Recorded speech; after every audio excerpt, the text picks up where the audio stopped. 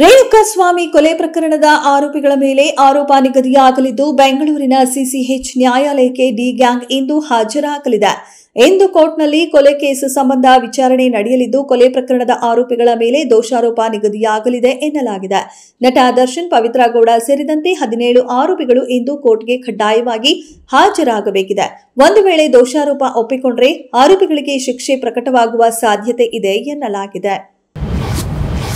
ಕಳೆದ ವರ್ಷ ಭಾರೀ ಅನಾಹುತಕ್ಕೆ ಕಾರಣವಾಗಿದ್ದ ತುಂಗಭದ್ರಾ ಜಲಾಶಯದ ಕ್ರಸ್ಟ್ ಗೇಟ್ಗಳ ಬದಲಾವಣೆ ಕಾಮಗಾರಿಗೆ ಕೊನೆಗೂ ಮುಹೂರ್ತ ನಿಗದಿಯಾಗಿದ್ದು ಡಿಸೆಂಬರ್ ಮೊದಲ ವಾರದಿಂದ ಕಾರ್ಯಾರಂಭ ಮಾಡುವ ಸಾಧ್ಯತೆ ಇದೆ. ಆದರೆ ಈ ಮಹತ್ವದ ಕಾಮಗಾರಿಗಾಗಿ ಜಲಾಶಯದ ನೀರಿನ ಮಟ್ಟವನ್ನು ಗಣನೀಯವಾಗಿ ಕಡಿಮೆ ಮಾಡಬೇಕಾಗಿರುವುದರಿಂದ ಈ ವರ್ಷ 2ನೇ ಬೆಳೆಗೆ ನೀರು ಪೂರೈಸುವುದು ಕಷ್ಟ ಸಾಧ್ಯ ಎಂದು ತುಂಗಭದ್ರಾ ಮಂಡಳಿ ಸ್ಪಷ್ಟಪಡಿಸಿದೆ.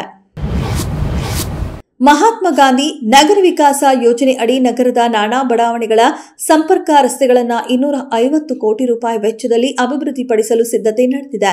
ಈಗಾಗಲೇ ಟೆಂಡರ್ ಪ್ರಕ್ರಿಯೆ ಆರಂಭವಾಗಿದ್ದು ಇನ್ನು 1 ತಿಂಗಳೊಳಗೆ ಕಾಮಗಾರಿ ಶುರುವಾಗುವ ನಿರೀಕ್ಷೆ ಇದೆ. ಇದರಿಂದಾಗಿ ನಗರದ ತೀರಾ ಹದಗೆಟ್ಟ ರಸ್ತೆಗಳಿಗೆ ಮುಕ್ತಿ ದೊರೆಯಲಿದೆ.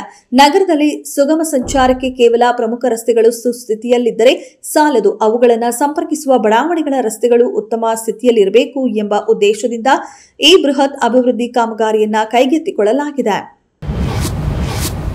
ಬೆಳಗಾವಿ ಜಿಲ್ಲೆ ಖಾನಾಪುರ ಬಳಿ ಸುಳೆಗಾಳಿ ಗ್ರಾಮದಲ್ಲಿ ವಿದ್ಯುತ್ ಸ್ಪರ್ಶದಿಂದ 2 ಆನೆಗಳು ಸಾವಿಗೀಡಾಗಿರುವ ಬಗ್ಗೆ ನೋವು ವ್ಯಕ್ತಪಡಿಸಿರುವ ಅರಣ್ಯ ಜೀವಿಶಾಸ್ತ್ರ ಮತ್ತು ಪರಿಸರ ಸಚಿವ ಈಶ್ವರ ಬಿ ಖಂಡ್ರೆ ತನಿಖೆಗೆ ಆದೇಶ ನೀಡಿದ್ದಾರೆ.